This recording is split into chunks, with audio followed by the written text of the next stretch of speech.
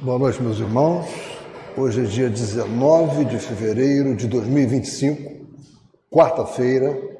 Estamos iniciando as atividades na Casa Espírita de Abel e Sebastião de Almeida. Como sempre o fazemos, rogando a Deus, nosso Pai de infinito amor e bondade, a Jesus, nosso querido e amoroso Mestre, amigo incondicional de nossas almas, e a Maria de Nazaré, nossa Mãe Santíssima, que nos envolvam no manto de paz e de amor, que a nossa psicosfera esteja preparada para todos os trabalhos que se desenvolverão na noite desta quarta-feira. E realmente os trabalhos são muito grandes, né, meus irmãos? Porque isso que nós vemos aqui é só a parte material. Existe toda uma parte espiritual de trabalho que nós não enxergamos, exceto aqueles que têm a vidência e que já está preparando tudo o que vai acontecer há muito tempo. É um trabalho ininterrupto, inclusive. Então, meus irmãos, cientes disso, cientes que somos peças importantes para todo esse trabalho, os nossos zelosos amigos da espiritualidade contam conosco, e isso é muito importante. E o trabalho na mediunidade é um trabalho sério, de compromisso, de envolvimento. Bem, meus irmãos, mas antes vamos fazer uma leitura, uma página preparatória para os nossos trabalhos, como sempre o fazemos. Isso é muito importante. Eu peço à nossa irmã Glória a gentileza de fazer a leitura.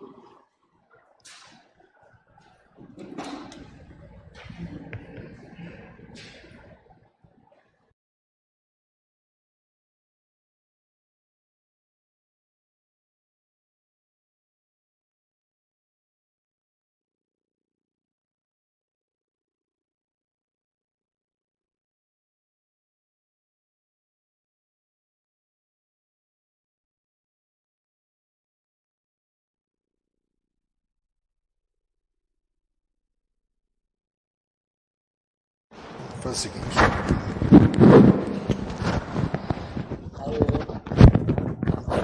Usa esse aqui. Usa como se fosse o microfone. Boa noite. A leitura do livro Fonte Viva, do Pão Nosso, pela psicografia de Chico Xavier, pelo nosso espírito do amado Emmanuel. E a lição hoje é a lição 110. Magnetismo pessoal. Lucas, no capítulo 6, versículo 19, escreve: E toda a multidão procurava tocar-lhe, porque saía dele uma virtude que os curava a todos. Na atualidade, observamos toda a pleiade de espiritualistas eminentes espalhando conceitos relativos ao magnetismo pessoal, com tamanha certeza, como se estivéssemos perante verdadeira novidade do século XIX. Tal serviço de investigação e divulgação dos poderes ocultos do homem representa valioso concurso na obra educativa do presente e do futuro. No entanto, é preciso lembrar que a edificação não é nova. Jesus, em sua passagem pelo planeta, foi a sublimação individualizada do magnetismo pessoal, em sua expressão substancialmente divina. As criaturas disputavam-lhe o encanto da presença.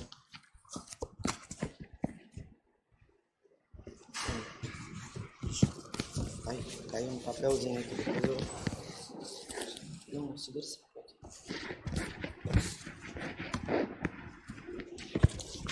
está pegando aqui. As multidões seguiam-lhe os passos, tocadas de singular admiração. Quase toda a gente buscava tocar-lhe a vestidura. Dele emanavam irradiações de amor que neutralizavam moléstias recalcitrantes. Produzia o mestre espontaneamente o clima de paz que alcançava quantos lhe gozavam a companhia.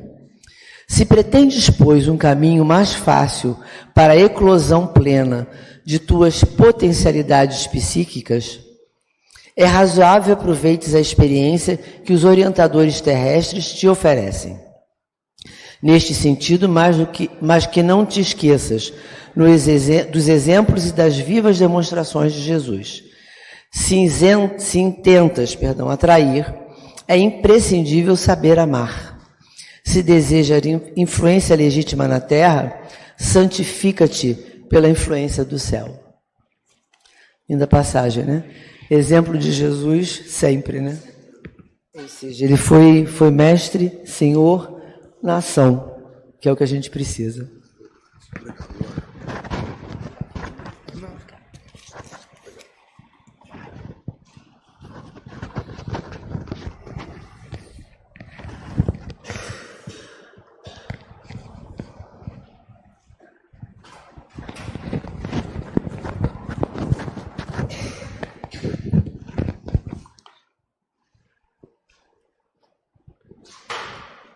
Então, meus irmãos, com essa passagem muito bonita, enriquecedora, que foi lida pela Glória, né? Em que nós vemos que ela nos faz pensar em várias coisas, inclusive nos lembrar o quanto nós podemos ser úteis doando o nosso magnetismo em prol dos nossos irmãos. Não é?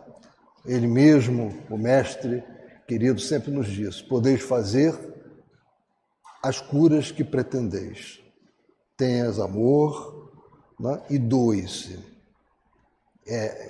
Esse é o caminho. Então, nós temos muito magnetismo pessoal, fluido vital.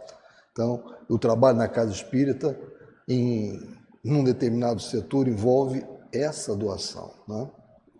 Bem, meus irmãos, então, hoje nós vamos dar continuidade ao Livro dos Médiuns, nosso livro técnico. Todo aquele que deseja atuar no campo mediúnico, direto ou indiretamente, precisa valorizar o estudo do Livro dos Médiuns. É fundamental, não é importante, é fundamental. É através dele que nós vamos ter as respostas seguras para as tomadas de decisões que muitas das vezes são necessárias na casa espírita com relação à opção A, opção B. Aonde nós podemos? É na literatura. Aonde que é a literatura balizada com relação à mediunidade? Começa-se sempre pelo Livro dos Médiuns. Então, coube a nós os itens de 282 a 283, sendo o 16º item, né, até o 16º item compreendido no 282, né, que é uma pergunta, são questões, até ao item 283. E é uma matéria muito interessante, evocações, muito importante. O tema é da hora. E aqui nós temos umas referências cruzadas para quem quiser se aprofundar nesse tema. Isso aqui não esgota a literatura que faz referência a esse bloco que nós vamos estar analisando, vejam bem, porque já tivemos companheiros que falaram antes de mim, teriam outras referências cruzadas para aquilo que eles falaram. Porque nós vamos falar, temos alguns que se aplicam a todas, como o Dicionário de Filosofia do Palhano Júnior. É muito interessante que todos procurem ter um dicionário, né, de filosofia espírita, de terminologia espírita. O Consolador, de Emmanuel, Pão Nosso, o Livro dos Espíritos, nessas questões que estão citadas, o Espiritismo e as Doutrinas Espiritualistas, de Deolina Morim, no capítulo citado, o Médium Centro Espírita, de Donizete Pinheiro, capítulo 7. Aliás, essa obra de Donizete Pinheiro, ela é muito importante para quem está no trabalho mediúnico. Inclusive, não só para o médium, né, que está atuando diretamente, o médium de incorporação. Quero especificar médium de incorporação, porque quando a gente vem para o trabalho em mesa, todos somos médiums. Todos. Né? Então, agora você tem um médium de incorporação, você tem um médium que é o dialogador, né? Então, e ele tem um capítulo também só para o dialogador. Para aquele que ainda não está seguro para esse trabalho de dialogação, O Donizete tem um capítulo só que fala sobre isso aí, muito interessante, em linguagem simples, objetiva, segura, né? O Médium Centro Espírita, já falei, e Colônias Espirituais de Lúcia Loureiro.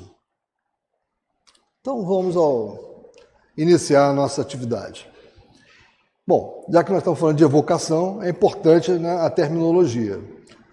Quando nós estamos falando de evocar, é chamar por um espírito para que ele se manifeste. Não é preciso fórmulas ou textos especiais para isso. Isso é fundamental para nós, lembrarmos sempre disso. No ambiente espírita, nós não precisamos de fórmulas, de ritual algum. Basta que se promova a lembrança da entidade e pedir que ela se apresente por alguns dos médiuns. A evocação pode também ser feita apenas pelo pensamento. Não há problema nenhum nessa prática, amplamente utilizada por Allan Kardec. Pela evocação, pode-se saber a opinião do espírito, suas condições post-mortem e outras informações. É claro que os evocadores devem estar muito seguros e serem bastante experientes, para não serem ludibriados por médiuns inescrupulosos e espíritos mistificadores. Mas só a prática dá essas qualidades, que devem ser associadas a métodos científicos de investigação apurada, observação com anotações em protocolos adequados e constatação dos resultados. Nisso, o Palhano Júnior fez muito bem lá no Espírito Santo. Quem começa a compulsar as obras do Palhano Júnior vê toda uma metodologia de trabalho científico que ele fazia. Ele quantificava, ele apurava, usava métodos estatísticos para chegar a conclusões. Ele tinha um laboratório que ele criou para exatamente pesquisas no campo mediúnico. Então, ele atuou muito na causa espírita, ele acrescentou muito conhecimento prático à doutrina espírita. Então, Palhano Júnior é uma referência que nós não devemos esquecer dele. E muitas das vezes nós acabamos não buscando as obras dele para complementar os nossos estudos. E devemos fazer isso. Então, entrando na questão 282 e o item, né, a pergunta 16ª.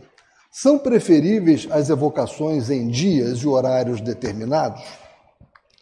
Sim, e se for possível, no mesmo lugar. Os espíritos aí acorrem com mais satisfação. O desejo constante que tendes é que auxilia os espíritos a se porem em comunicação convosco. Eles têm ocupações que não podem deixar de improviso para a satisfação vossa pessoal. Não se improvisa no trabalho mediúnico. Digo, no mesmo lugar, mas não julgueis que isso deva constituir uma obrigação absoluta, porquanto os espíritos vão a toda parte. Quero dizer que um lugar consagrado às reuniões é preferível, porque o recolhimento se faz mais perfeito. Né? É bem intuitivo. A 17ª pergunta, dentro desse item 282. Certos objetos, como medalhas e talismãs, têm a propriedade de atrair ou repelir os espíritos, conforme pretendem alguns? Muitas das vezes nós nos deparamos com essas questões, né? Esta pergunta era desnecessária, porquanto bem sabes que a matéria nenhuma ação exerce sobre os espíritos. Fica bem certo de que nunca um bom espírito, veja só, fica bem certo de que nunca um bom espírito aconselhará semelhantes absurdidades. A resposta é muito taxativa, é uma absurdidade. A virtude dos talismãs, de qualquer natureza que sejam, jamais existiu, senão na imaginação das pessoas crédulas. Nós sabemos que os objetos, eles têm uma imantação, eles têm uma história própria, né? Em psicometria, a gente estuda isso. Bosano tem uma obra importante, titulada em psicometria. Mas não para isso aqui. Não para, eu preciso desse objeto para que o espírito possa ser evocado. Como também eu não preciso riscar nenhum ponto no chão, não preciso fazer nada disso. Sobre os objetos, Emmanuel, no Consolador, eu não sei se vocês lembram, mas ele dá uma orientação bem segura. Aliás, essa é uma obra que é uma obra de cabeceira também, né? Emmanuel tira teima para a gente. Consolador, você tem ali quase que tudo que você pode pesquisar de dúvida. Então, e é uma obra relativamente pequena.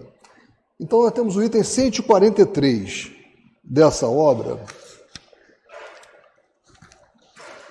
O que é perguntado nessa obra? Porque ela também é de perguntas e respostas. Deve acreditar-se na influência oculta de certos objetos, como joias e etc., que parecem acompanhados de uma atuação infeliz e fatal? É claro que a pergunta não diz respeito necessariamente ao que nós colocamos aqui. Ela não fala, porque aqui é para evocação. Mas aqui ele está falando de uma forma geral sobre o poder de talismãs e de objetos. Aí eu me lembrei que seria útil tratar disso aqui também. Aí vem a resposta de Emmanuel. Os objetos, normalmente os de uso pessoal, têm a sua história viva. Quer dizer, ele aqui já está nos acentuando que existe realmente nos objetos, né, uma certa imantação de uma história. E, por vezes, podem constituir o ponto de atenção das entidades perturbadas de seus antigos possuidores no mundo, razão porque parecem tocados, por vezes, de singulares influências ocultas. Porém, nosso esforço deve ser o da libertação espiritual, sendo indispensável lutarmos contra os fetiches, para considerar tão somente os valores morais do homem na sua jornada para o perfeito. Emmanuel sintetiza muito bem, né? Ele sintetizou aqui o tipo de importância que nós devemos dar a objetos, né, de uma forma geral, e principalmente aqui no Livro dos Médiuns, né, ficou claro que é uma absurdidade pensar que algum objeto vai influenciar a evocação. 18ª pergunta. Que se deve pensar dos espíritos que marcam encontros em lugares lúgubres e a horas indevidas? Esses espíritos se divertem à custa dos que lhes dão ouvidos. É sempre inútil e não raro perigoso ceder a tais sugestões. Inútil porque nada absolutamente se ganha em ser mistificado. Perigoso não pelo mal que possam fazer os espíritos, mas pela influência que isso pode ter sobre cérebros fracos.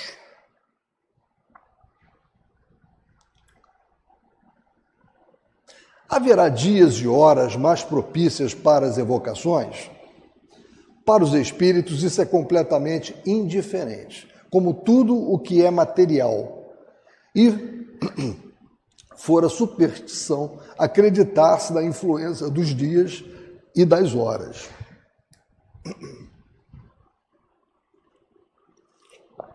Os momentos mais propícios são aqueles em que o evocador possa estar menos distraído pelas suas ocupações habituais, em que se ache mais calmo de corpo e de espírito. 20ª. Para os espíritos, a evocação é coisa agradável ou penosa? Eles vêm de boa vontade quando chamados?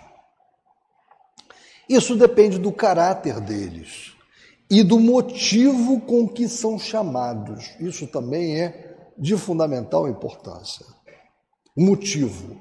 Quando é louvável o objetivo e quando o meio lhes é simpático, a evocação constitui para eles coisa agradável e mesmo atraente. Os espíritos se sentem sempre ditosos com a afeição que se lhes demonstre. Alguns há para os quais representa grande felicidade se comunicarem com os homens e que sofrem com o abandono em que são deixados. Mas, como já disse, isto igualmente depende dos caracteres deles.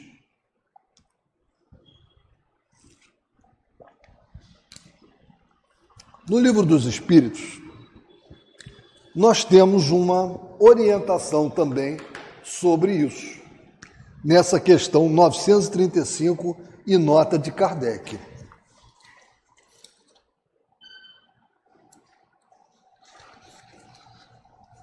Vejam só, essa questão 935, ela está dentro de um subitem que trata da perda de pessoas amadas. Como é que vem essa pergunta aqui para os espíritos? Que pensar da opinião das pessoas que olham as comunicações de além-túmulo como uma profanação? Respondem os espíritos. Não pode haver nisso profanação quando há recolhimento e quando a evocação é feita com respeito e decoro. O que o prova é que os espíritos que se vos afeiçoam vêm com prazer e são felizes com vossa lembrança e por conversarem convosco. Haveria profanação em fazê-lo com leviandade. Então, o móvel de nossas ações determina o tipo de companhia que nós vamos atrair. Aí Kardec desenvolve uma breve elucidação. A possibilidade de entrar em comunicação com os espíritos é uma bem doce consolação, visto que ela nos proporciona um meio de conversar com nossos parentes e nossos amigos que deixaram a terra antes de nós. Pela evocação, aproximamo-los de nós, eles estão ao nosso lado, ouvem-nos e nos respondem. Não há, por assim dizer, mais separação entre eles e nós. Eles nos ajudam com seus conselhos, testemunham-nos sua afeição e o contentamento que experimentam com nossa lembrança. É para nós uma satisfação sabê-los felizes, aprender por eles mesmos os detalhes de sua nova existência e adquirir a certeza de que, por nossa vez, a eles nos reuniremos. Então, vocês vejam que as nossas intenções com a evocação são fundamentais para que tudo transcorra bem e a contento. Entre os espíritos também há misantropos, aquele que tem aversão às pessoas, né? À sociedade dos homens, que se aborrece com a companhia humana, que não gostam de ser incomodados e cujas respostas se ressentem do mau humor em que vivem, sobretudo quando chamados por pessoas que lhes são indiferentes, pelas quais não se interessam. Um espírito nenhum motivo tem, muitas vezes, para atender ao chamado de um desconhecido, que lhe é indiferente e que quase sempre tem a inspirá-lo a curiosidade. Se vêem suas aparições em geral, são curtas, a menos que a evocação vise a um fim sério e instrutivo. E é uma nota aqui para nós. Há pessoas que só evocam seus parentes para lhes perguntar as coisas mais vulgares da vida material. Por exemplo, um para saber se alugará ou venderá sua casa, outro para saber que lucro tirará da sua mercadoria, o lugar em que há dinheiro escondido, se tal negócio será ou não vantajoso. Nossos parentes de além-túmulo, por nós, só se interessam em virtude da afeição que lhes consagremos. Se os nossos pensamentos com relação a eles se limitam a supô-los feiticeiros, se neles só pensamos para lhes pedir informações, é claro que não nos podem ter grande simpatia. E ninguém deve surpreender-se com a pouca benevolência que lhes demonstrem. Né? Então, né? E eu acho uma outra coisa aí, às vezes a gente evocar um parente. Só um instantinho.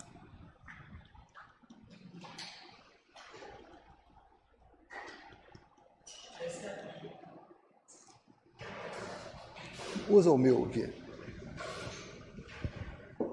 Problema técnico. Benjamin usa. Pode ser. Evocar parente também Tem uma outra coisa aí. Às vezes ele não está em condições de responder. A gente não sabe em que tipo de evolução ele está, e então a gente pode, inclusive, atrapalhar, né? Eu tive uma pergunta há poucos dias de uma pessoa que perdeu um parente que suicidou. E está desesperada querendo saber notícia do parente, onde que ela pode ir para saber notícia do parente, como que está, pede em prece para entrar em contato com esse parente que se suicidou, para saber notícia. Isso é muito ruim, né? Isso pode prejudicar, inclusive, a ela própria, né?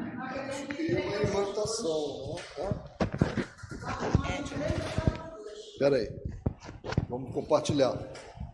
E eu tenho que fazer isso aqui porque o nosso microfone está com problema.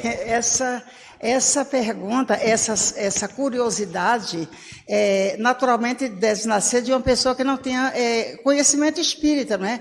Porque aí ele está querendo, está fazendo, né, o impossível, entre aspas, né, e criando um problema para os dois. Primeiro que o outro, pelo fato de ter suicidado, ele está num estado de angústia muito grande, né, sendo amparado pelos benfeitores espirituais naturalmente, porque isso não impede que a gente seja ajudado, né, mas em compensação ele está tirando a sua própria tranquilidade e carregando energias, né? Porque quando uma pessoa comete um ato desses, naturalmente ela está fora de si, ela está mal acompanhada. Então, quando a gente faz uma solicitação dessa ao plano espiritual, né? Ela está também solicitando a presença daqueles que estão acompanhando aquela criatura que está naquele estado, né? Perfeito. Bem observado pela nossa irmã Edna. Isso pode ser muito pernicioso, não só para o espírito desencarnado, como ela bem lembrou, um suicida, ele está passando por momentos de muita angústia, sabemos disso, já estudamos memórias de um suicida, né? E onde as descrições são muito assim realistas, né? Vamos dizer assim. Então, evidentemente, um espírito, um ser encarnado, que é um espírito encarnado, que tenha se suicidado, ele não está em condição alguma de responder a um contato. O que ele precisa é de muita prece, muita vibração, muito trabalho por ele. Isso sim.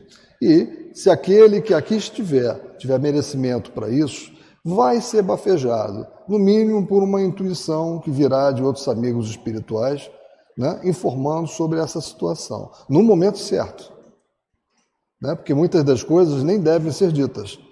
Basta ler a memória de um suicida, né, para a gente saber que nem tudo aquilo deve ser dito assim de sopetão para aqueles que aqui ficaram. Mas foi uma boa pergunta e uma boa intervenção da Edna. Então, agora, sobre esse tema aqui, né, existe um item interessante na Revista Espírita, de 1862, na página 188.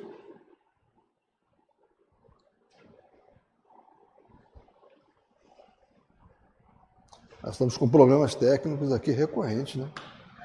Aqui. Que é sobre isso.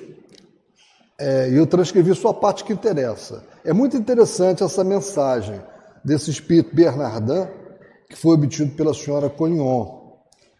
Foi em abril de 1862 e foi publicado na revista de julho de 1862, no volume 7. Aqueles que desejam evocar os parentes e amigos não o façam jamais, senão com o objetivo de utilidade e de caridade. É um ato sério, muito sério, chamar os espíritos que erram em redor de vós, ou seja, estão na erradicidade, né? Se não trouxerdes a fé e o recolhimento, enganar-vos-ão e vos farão cair em erros profundos e vos arrastarão por vezes em quedas terríveis. Né?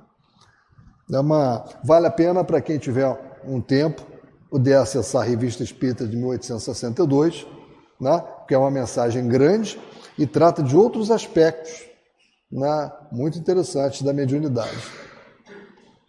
21ª questão.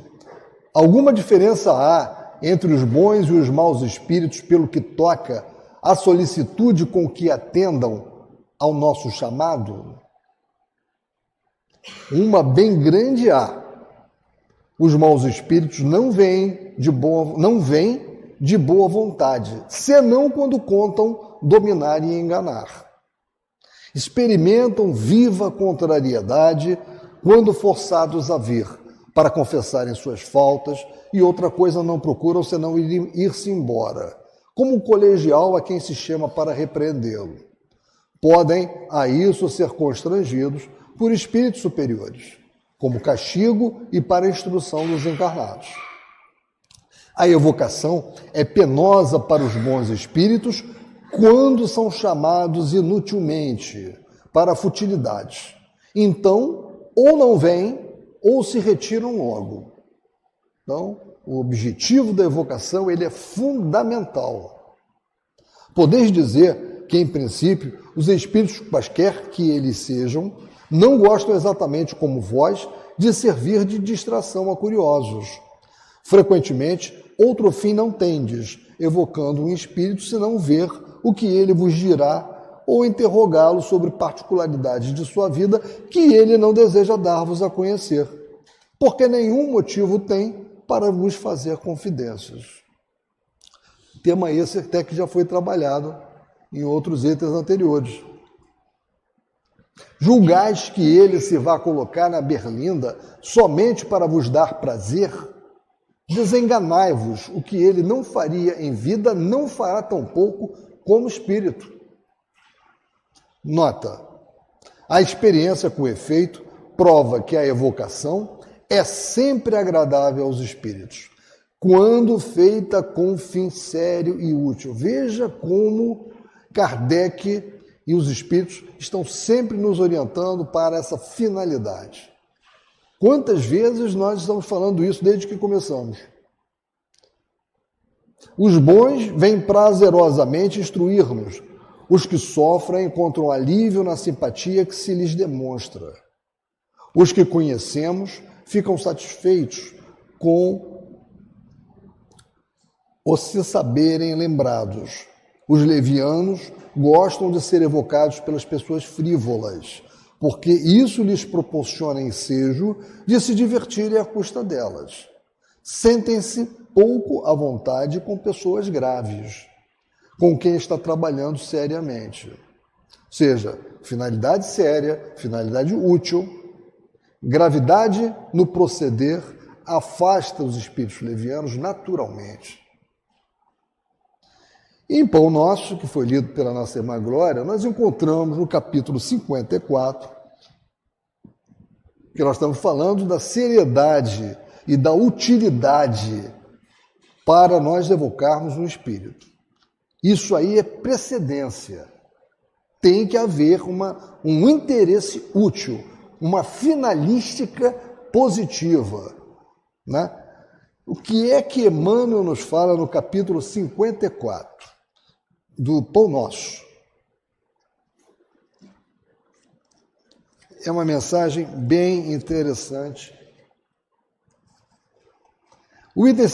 Esse capítulo 54, ele é titulado Razão dos Apelos. Nós estamos falando exatamente disso, né? A evocação é um apelo. Pelo que, sendo chamado, vim sem contradizer. Pergunto, pois, por que razão mandastes chamar-me? Isso foi extraído de Pedro, está em Atos, capítulo 10, versículo 29. A pergunta de Pedro ao centurião Cornélio é traço de grande significação nos atos apostólicos. O funcionário romano era conhecido por suas tradições de homem caridoso e reto. Invocava a presença do discípulo de Jesus, atendendo a elevadas razões de ordem moral, após generoso alvitre de um emissário do céu, e, contudo, atingindo-lhe o círculo doméstico, o ex-pescador de Cafarnaum interroga sensato: por que razão mandastes chamar-me? Ou seja, qual foi o objetivo? Simão precisava conhecer as finalidades de semelhante exigência, tanto quanto o servidor vigilante necessita saber onde pisa e com que fim é convocado aos campos alheios. Esse quadro expressivo sugere muitas considerações aos novos aprendizes do Evangelho. Muita gente, por ouvir referências a esse ou aquele espírito elevado, costuma invocar-lhe a presença nas reuniões doutrinárias. A resolução, porém, é intempestiva e desarrazoada. Por que reclamar a companhia que não merecemos? Não se pode afirmar que o impulso se filie à leviandade. Entretanto, precisamos encarecer a importância das finalidades em jogo. Imaginai-vos chamando Simão Pedro a determinado círculo de oração e figuremos a aquiescência do venerável apóstolo ao apelo. Naturalmente, sereis obrigados a expor ao grande emissário celestial os motivos da requisição. E pautando no bom senso as nossas atitudes mentais, indaguemos de nós mesmos se possuímos bastante elevação para ver, ouvir e compreender-lhe o Espírito glorioso. Quem de nós responderá afirmativamente? Teremos, assim, suficiente audácia de invocar o sublime Cefas tão somente para ouvi-lo falar? Cefas é o Simão Pedro, também como ele era chamado, né? Então vejam como nós sempre seremos concitados, de uma forma ou de outra, a explicitar as nossas razões, as nossas intenções. 22ª questão. Para se manifestarem, têm sempre os espíritos necessidade de ser evocados? Não. Muito frequentemente eles se apresentam sem serem chamados, o que prova que vêm de boa vontade. 23ª. Quando um espírito se apresenta por si mesmo, pode-se estar certo da sua identidade? Olha a questão da identidade aí que nós já estudamos. Né? De maneira alguma, porquanto os espíritos enganadores empregam a miúde esse meio para melhor mistificarem. Essa questão da identidade foi bastante já estudada aqui por nós, né? E ela é muito difícil. O que nós temos que prestar atenção é na mensagem.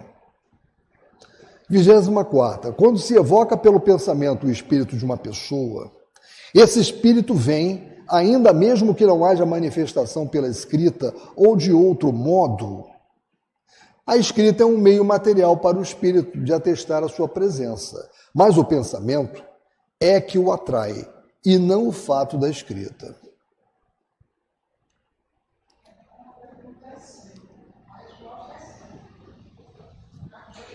Deixa eu ver aqui. Onde é que está? Quem é que está com... Ah, está ali? Fala aí, Edna. Agora, então a resposta para essa questão aí é sim, né? Sim, a escrita é assim, porque a gente pode evocar uma pessoa pelo pensamento, né? Não tem... Exatamente, a resposta é sim. Exatamente. É aqui que tudo funciona. A nossa ligação é pelo pensamento. É por isso que tantos espíritos chegam e perguntam assim: como que você me achou? Como que você me chamou? Como é que eu estou aqui num ambiente tão diferente e eu não estava nem pensando nisso? Exatamente. Às vezes eles perguntam tanto que é preciso a gente dizer o seguinte: olha, essa é uma questão técnica, porque aí você vai ficar sem essa curiosidade, ou melhor, sabendo dessa particularidade, se você ficar com a equipe de Abel e eles vão lhe explicar. O nosso caso aqui é porque, mas por que me chamaram? Então, olha, porque naturalmente você estava escolhido nesta noite para vir aqui, né? Então, a equipe do Abel Sebastião de Almeida viu por bem trazê-lo, mas a questão é pensamento a pensamento. Então, você não entende muito bem, então depois se pergunta a ele, tá? É verdade. Não é? Então aí a gente vai discorrer sobre os assuntos, vai escutar o espírito, não é que ele tem que falar, não é? Para poder a gente orientar. Tem mais alguém aqui que quer falar. Só vai vir aqui só um instantinho, Sandra, para todos poderem ouvir, porque tem o pessoal que está nos acompanhando pela internet. Até quando nós estamos aí na mesa, no trabalho da desobsessão, né? Às vezes um nome não é chamado para caridade, né? Mas muitas vezes fora da mesa alguém diz assim, se houver oportunidade, pensa em fulaninho, está precisando tanto. Né? E às vezes a gente traz o nosso pensamento e a gente tem a certeza absoluta que por algum de nós ali na mesa a caridade foi efetuada para aquele irmão. Né? A evocação veio através do pensamento. Exatamente. E quando nós estamos aqui juntos, né, fazendo a nossa oração dos nossos encontros, você veja, se nós trabalharmos bem o nosso pensamento, né, nós poderemos ajudar muitas pessoas que não estão aqui, muitas das vezes que os nomes não estão nos nossos controles de radiação, estão nas nossas telas mentais. E nós estamos em contato com os nossos amigos da espiritualidade. Eles têm acesso a essa informação. E eles podem muito fazer se nós contribuirmos. Com o quê? Com o pensamento. E sem contar que aquilo que o dialogador, né, o doutrinador, coloca às vezes para uma entidade que foi chamada, com certeza aquelas palavras, aquela orientação também atinge o coraçãozinho de outros irmãos que estão aqui desencarnados, tão necessitados quanto, né? Que não precisa chamar todos, que jamais a gente vai conseguir chamar todos, que a gente sabe que aqui agora, nesse momento, existem muitos irmãos já esperando nas suas filinhas de espera, sentadinhos, né? Mas mesmo que o nome deles não sejam chamados, aquilo que será dito hoje, todos eles receberão. Porque às vezes a orientação, às vezes não, muitas vezes, todos eles necessitam daquelas orientações. Né? Não precisa chamar o nome. Provavelmente, quando nós estamos aqui no nosso trabalho, esse ambiente está lotado. O ambiente está lotado e vão sendo selecionados aqueles que são mais prioritários. Porque os nossos amigos da espiritualidade, que coordenam, planejam o nosso trabalho, sabem das nossas limitações de tempo, né? De condições mesmo humanas, e eles têm que fazer essa adaptação, o que é mais importante ser trazido aqui para o trabalho.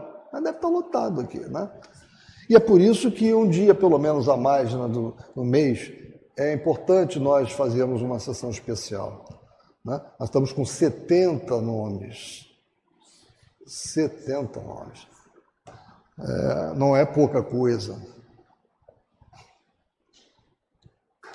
25ª. Quando se manifeste um espírito inferior, poder-se-á obrigá-lo a retirar-se? Sim, não se lhe dando atenção. Então, veio a resposta e veio a forma de fazer.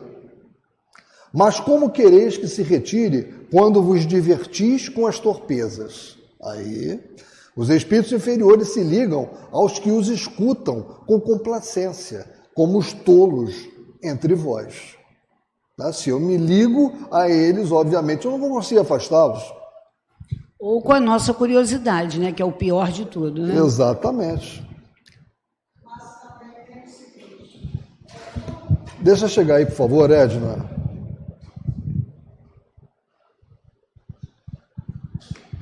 Quando Kardec estava fazendo digamos assim, esses relatos, né, ele está respondendo num momento ainda quando não estão estabelecidas as casas espíritas. Então, isso ali é perfeitamente são, digamos assim.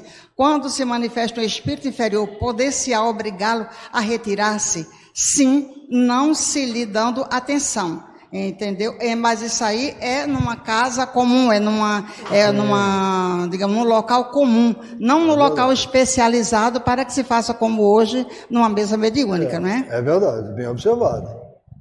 Nós aqui temos um trabalho organizado. A gente tem que colocar também fazer essas colocações, assim, fazer essa dupla visão, né, de hoje e de antes, porque Kardec, ele tinha essa comunicabilidade com a espiritualidade por conta daqueles médios, mas a gente sabe que os médios que Kardec começou trabalhando eram adolescentes, justamente para não despertar aquela curiosidade ou aquela rivalidade, ou então dizer que ele estava de brincadeira, né, que aquela era era uma grande mentira. Então, eram meninas de 14, 15 anos, né?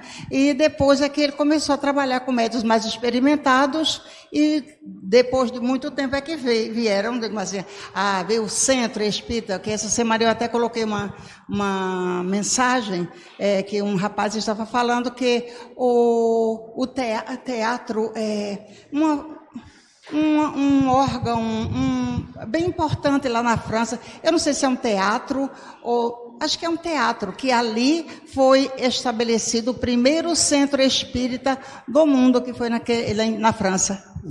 Exatamente.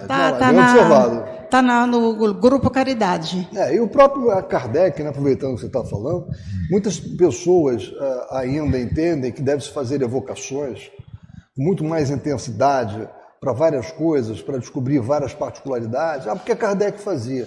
Kardec estava exatamente no momento crucial, constituindo todo um conjunto de informações, de experiências. Ele era um experimentador hábil. É diferente da agora. Agora não é para fazermos evocações como ele fazia. Exato. Ele fazia porque ele precisava formar um conjunto de conhecimentos para nos entregar. Exato. Né? Então agora é que nós temos que trabalhar de outra forma. E ele nos disse como trabalhar. Aonde? Aqui. E tem mais uma coisa, Dionísio. Quando Kardec começou a fazer essas experiências, ele teve o cuidado. Ele era realmente uma pessoa fantástica, um espírito fantástico. Um espírito fantástico. Ele começou das experiências mais pueris, como se fosse realmente uma criança. Quando começou a fazer a escrita, colocava um lápis na ponta de uma prancheta, na ponta de uma cesta, na ponta de não sei o que, tererê. E as pessoas da sociedade foram percebendo isso, porque aquilo para elas era uma grande brincadeira. Então, quando aquelas pessoas que tinham peso, digamos, na área social, na área intelectual, eles foram percebendo que aquilo não era uma mentira. Então, quando eles se acostumaram que aquelas escritas não eram digamos, pela própria pessoa que estava fazendo, que tinha alguém ali, uma inteligência fazendo aquela escrita, não é ele apenas um intermediário, ele simplesmente tirou a prancheta, tirou aquela ponta que estava escrevendo de qualquer instrumento e entregou o lápis na mão do médium. Exatamente. Entendeu? Então aí ficou caracterizado, realmente é essa inteligência quem escreve. Isso é metodologia científica. E tudo que ele fez foi assim, começou, digamos, do quase zero, né, até chegar à sua excelência. É verdade. Então vamos continuar. 26ª. A evocação feita em nome de Deus é uma garantia contra a imiscuência dos maus espíritos. O nome de Deus não constitui freio para todos os espíritos, mas contém muitos deles. Por esse meio, sempre afastareis alguns e muitos mais afastareis. Vejam só isso aqui. Se ela for feita do fundo do coração e não como fórmula banal. Fórmula banal não adianta nada. Poder-se-á, 27ª, poder-se-á evocar nominativamente muitos espíritos ao mesmo tempo? Não há nisso dificuldade alguma. E se tivesseis 3 ou 4 mãos para escrever, 3 ou 4 espíritos vos responderiam ao mesmo tempo. É o que ocorre se dispõe de muitos médiuns. Inclusive, há médiuns que psicografam. Com uma mão recebem de um espírito, com a outra mão recebem de outro espírito. E verbalmente ainda passa uma comunicação. É verdade. 28ª. Quando muitos espíritos são evocados simultaneamente, não havendo mais de um médium, qual o que responde? Um deles responde por todos e exprime o pensamento coletivo. 29ª. Poderia o mesmo espírito comunicar-se simultaneamente durante uma sessão por 2 médiuns diferentes, tão facilmente quanto entre vós os que ditam várias cartas ao mesmo tempo? Nota: vimos o espírito responder servindo-se de 2 médiuns ao mesmo tempo às perguntas que lhe eram dirigidas, por um em francês, por outro em inglês, sendo idênticas as respostas quanto ao sentido. Algumas até eram a tradução literal de outras. 2 espíritos evocados simultaneamente por 2 médiuns podem travar entre si uma conversação, sem que este modo de comunicação lhe seja necessário, porque realmente não é para o espírito, pois que reciprocamente um lê os pensamentos do outro, porque é assim que eles se comunicam. Eles se prestam a isso algumas vezes para a nossa instrução. Se são espíritos inferiores, como ainda estão imbuídos das paixões terrenas e das ideias corpóreas, pode acontecer que disputem e se apostrofem, se dirijam palavras injuriosas, se xinguem, com palavras pesadas, que se reprochem mutuamente os erros e até que atirem os lápis, as cestas, as pranchetas e etc., um contra o outro. Que cena, né? 30ª. Pode um espírito simultaneamente evocado em muitos pontos responder ao mesmo tempo às perguntas que lhe são dirigidas? Pode, se for um espírito elevado. Aí tem uma subpergunta. Nesse caso, o espírito se divide ou tem o dom da ubiquidade? O Sol é um só e, no entanto, irradia ao seu derredor, levando longe seus raios, sem se dividir. Do mesmo modo, os espíritos. O pensamento do espírito é como uma centelha que projeta longe a sua claridade e pode ser vista de todos os pontos do horizonte. Quanto mais puro é o espírito, tanto mais o seu pensamento se irradia e se estende como a luz. Os espíritos inferiores são muito materiais. Não podem responder senão a uma única pessoa de cada vez, nem vir a um lugar se são chamados em outro. Um espírito superior, chamado ao mesmo tempo em pontos diferentes, responderá a ambas as evocações se forem ambas sérias e fervorosas. No caso contrário, dá preferência à mais séria. E tem uma nota. É o que sucede com um homem que, sem mudar de lugar, pode transmitir seu pensamento por meio de sinais perceptíveis de diferentes lados. Numa sessão da Sociedade Parisiense de Estudos Espíritas, em a qual fora discutida a questão da ubiquidade, um espírito ditou espontaneamente a comunicação seguinte: inquiríeis esta noite qual a hierarquia dos espíritos no tocante à ubiquidade.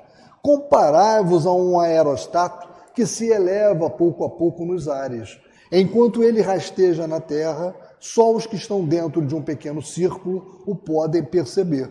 À medida que se eleva, o círculo se lhe alarga e, em chegando a certa altura, se torna visível uma infinidade de pessoas. É o que se dá conosco.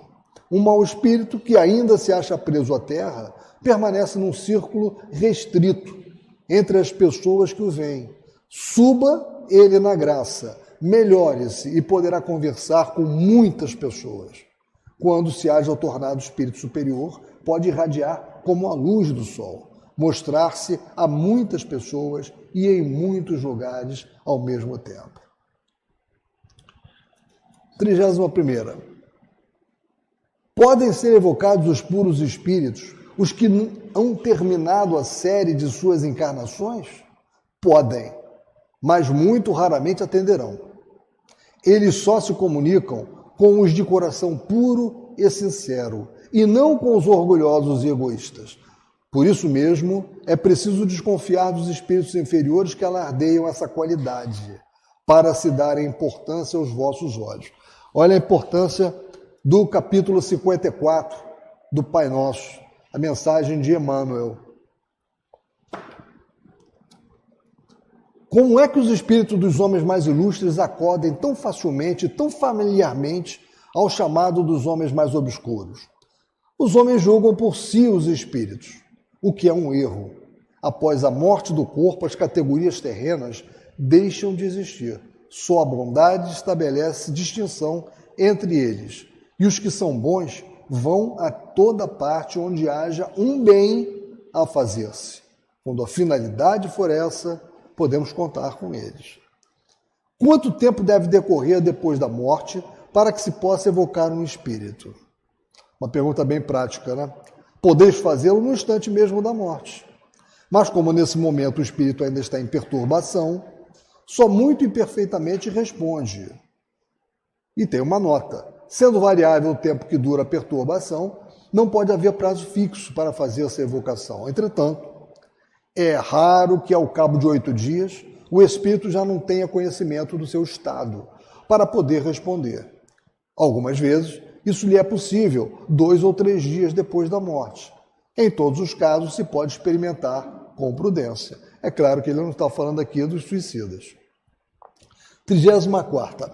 A evocação no momento da morte é mais penosa para o espírito do que algum tempo depois? Algumas vezes. É como se vos arrancassem ao sono antes que estivesseis completamente acordados. Alguns há, todavia, que de nenhum modo se contrariam com isso, e aos quais a evocação até ajuda a sair da perturbação. 35ª. Como pode o espírito de uma criança que morreu em tenra idade responder com conhecimento de causa, se quando viva ainda não tinha consciência de si mesma? A alma da criança é um espírito ainda envolto nas faixas da matéria. Porém, desprendido desta, goza de suas faculdades de espírito, porquanto os espíritos não têm idade, o que prova que o da criança já viveu. Entretanto, até que se ache completamente desligado da matéria, pode conservar na linguagem traços do caráter da criança. Tem uma nota. Aí... Quando ele está dizendo que normalmente, o normal seria que em 8 dias alguém estaria já preparado para responder pós-morte. Engraçado, eu sempre li, estudei sobre isso, eu nunca li em 8 dias. É informação no livro dos médiuns. Você vê que a pergunta é quanto tempo deve decorrer depois da morte para que se possa evocar um espírito. E se o espírito tiver feito o seu desencarne num estado de muito equilíbrio, de muita elevação, com entendimento da pós-morte, só se for nesse caso, né? Exatamente. Porque normalmente as pessoas levam um tempo. E aquilo, né? que eu falei também, né? Aqui ele não está falando de maneira alguma dos suicidas, porque aí... Não, nem precisa ser suicida, não, assim, pessoas basta ler Voltei. Eu voltei, exatamente. Né? A gente vê que realmente é um caso assim bem... Dionísio. Já obtiveram aqui enquanto encarnado um conhecimento, uma elevação, né, para esse preparo, né, para essa mudança de plano. Isso é muito importante. Porque 8, 9 dias, normalmente... É muito pouco. Isso se Mas deve... eu gostaria de avançar para os animais, porque senão a gente não consegue fechar. Só complementar aqui, só para a gente entender que isso faz fato, a mesma coisa que a Edna disse. A gente tem que avaliar que esse livro, né, quando Kardec escreveu, ele estava num momento de testagem, experiência, ou seja, os conhecimentos ainda eram muito menores do que foram adquiridos ao longo da caminhada. Então, hoje a gente tem esse conhecimento de que talvez isso não seja viável, hoje não nós seja temos muito mais saltar informações. para um espírito ser evocado dessa forma. Ele encontrava esse tipo de resposta porque ainda era uma necessidade. Os espíritos ainda apresentavam isso para ele porque era necessário se fazer provar tudo isso. Mas acho que a gente pode ter o critério agora de não pensar nisso dessa forma, né? Perfeito. Evocação dos animais. Pode evocar-se o espírito de um animal? Isso é uma coisa importante para a gente refletir, né? Muita gente tem dúvida quanto a isso. Depois da morte do animal, o princípio inteligente que nele havia se acha em estado latente e é logo utilizado por certos espíritos incumbidos disso para animar novos seres, em os quais continua ele a obra de sua elaboração. Assim, no mundo dos espíritos, não há errantes, espíritos de animais, porém unicamente espíritos humanos. Então, espíritos errantes não é o chamado espírito do animal, porque o animal não tem espírito ainda, ele tem um princípio espiritual em evolução nele, que tem sim todo o envoltório semimaterial também, como nós temos. O nosso é perispírito, o dele ainda não é perispírito, porque ele não é espírito. Mas ele tem um envoltório semimaterial, que permite a ele, aquele princípio espiritual, agir na matéria. E no Livro dos Espíritos, questão 600, tem uma informação sobre isso, sobrevivendo ao corpo em que habitou, a alma do animal vem a achar-se, depois da morte, nem estado de erraticidade, sobrevivendo ao corpo em que habitou, a alma do animal vem a achar-se, depois da morte, não é nem em estado de erraticidade, como a do homem, fica numa espécie de erraticidade, pois que não mais se acha unido ao corpo, mas não é um espírito errante.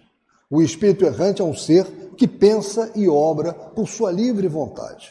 De idêntica faculdade não dispõe dos animais. A consciência de si mesmo é o que constitui o principal atributo do espírito. O do animal, depois da morte, é classificado pelos espíritos a quem incumbe essa tarefa e utilizado quase imediatamente. Não lhe é dado tempo de entrar em relação com outras criaturas. Eu trouxe também Consolador. Emmanuel é claríssimo na sua característica síntese. A pergunta para Emmanuel, 391, em um Consolador, foi: os irracionais possuem mediunidade? E ele responde: os irracionais não possuem faculdades mediúnicas propriamente ditas. Contudo, têm percepções psíquicas, embrionárias, condizentes ao seu estado evolutivo, através das quais podem indiciar as entidades deliberadamente perturbadoras com fins inferiores, para estabelecer a perplexidade naqueles que os acompanham em determinadas circunstâncias. Eles têm essa condição de percepção, né? Mas eles não têm faculdades mediúnicas. Como é então que, tendo evocado animais, algumas pessoas han obtido resposta? Veja a resposta do Espírito para isso. Evoca um rochedo e ele te responderá. Há sempre uma multidão de espíritos prontos a tomar a palavra sob qualquer pretexto. Aqui ele fala de Tartufo, tá? Ele também nessa mesma linha, porque ele cita que foi perguntado sobre Tartufo e o Espírito respondeu dizendo que ele era Tartufo, entendeu? E Tartufo, na verdade, é uma ópera, né? É uma comédia de Molière. Então, era um espírito zombeteiro que estava fazendo aquela resposta ali, né? E aqui, para finalizar, nós temos: o Senhor tinha em seu jardim um ninho de pintacilgos, pelos quais se interessava muito. Certo dia desapareceu o ninho. Tendo-se certificado de que ninguém da sua casa era culpado do delito, como fosse ele médium, teve a ideia de evocar a mãe das avezinhas. Vejam só. Ela veio e lhe disse em muito bom francês: a ninguém acuses, e tranquiliza-te quanto à sorte de meus filhinhos. Foi o gato que, saltando, derribou o ninho. Encontrá-los-á debaixo dos arbustos, assim como os passarinhos que não foram comidos. Feita a verificação, reconheceu ele exato o que lhe fora dito. Dever-se-á concluir ter sido o pássaro quem respondeu? Certamente que não, mas apenas um espírito que conhecia a história. Isso prova quanto se deve desconfiar das aparências e quanto é preciso a resposta acima. Evoca um rochedo e ele te responderá. E aqui eu não tenho, mas eu também não trouxe mais nada não. E aqui é uma referência que Kardec faz ao próprio Livro dos Médiuns, para quem quer voltar ao estudo dos animais, no número 234. Então, meus irmãos, era isso que nos cabia na noite de hoje.